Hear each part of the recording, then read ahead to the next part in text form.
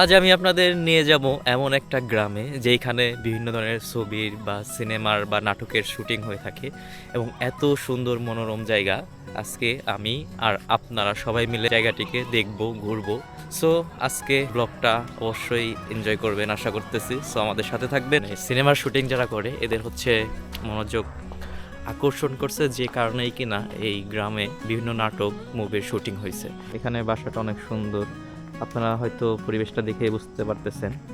গ্রামের প্রত্যেকটা রাস্তা এত সুন্দর করে সাজানো গোছানো, রাস্তার দুই পাশে যে গাছগুলো আছে এই গাছগুলো দেখলেই বুঝতে পারবেন যে পুরো গ্রামটি কত সুন্দর করে সাজানো গোছানো।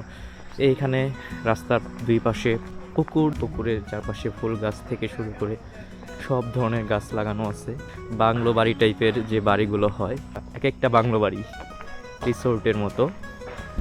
সো গাইস, আজকে এই ঘুরে ঘুরে গ্রামটি দেখব এবং গ্রামের প্রাকৃতিক পরিবেশটা উপভোগ করব। আমরা এখন যে একটা জায়গায় যাচ্ছি, এই জায়গায় বিভিন্ন নাটক মুভির শুটিং হয়েছে একটা পুকুর পাড়ে। সো আমরা সেই পুকুর পাড়ে যাব, দেখব কেমন সেই জায়গাটা, এখন পরিবেশ কত সুন্দর পরিবেশ। সো আমরা যাচ্ছি সেই পুকুর ঘাটে, পুকুর পাড়ে।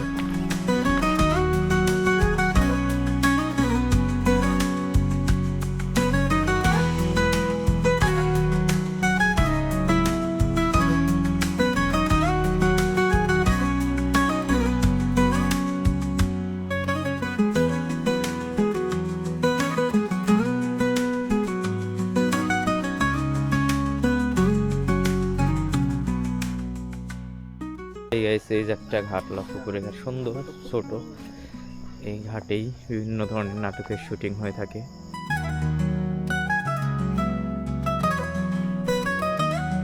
অনেক সুন্দর জায়গা গাইস।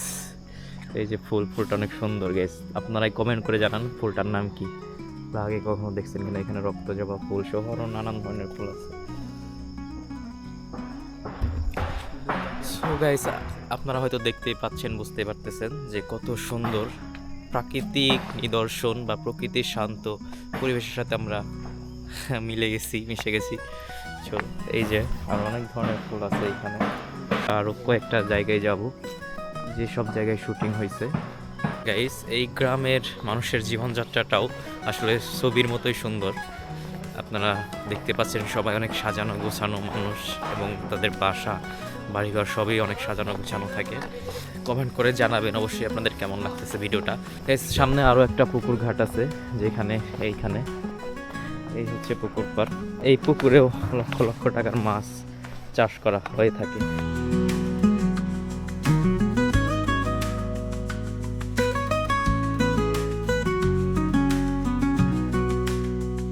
এই যে বসার স্পেস, মানে এই যে বাংলো ঘর, অনেক সুন্দর জায়গা।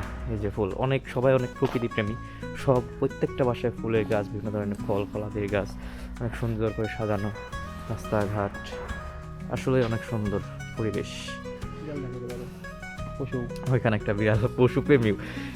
এই যে আম গাছ, নারকেল গাছ, প্রত্যেকটা বাসায় এরা প্রকৃতিকে এত ভালোবাসে যে প্রত্যেকটা বাসায় বিভিন্ন ধরনের গাছ, বিভিন্ন ধরনের ফুল গাছ এরা হচ্ছে লাগিয়ে থাকে। এই গ্রামটি হচ্ছে মানিকগঞ্জ জেলার হরিরামপুর থানা কৌড়ি গ্রাম।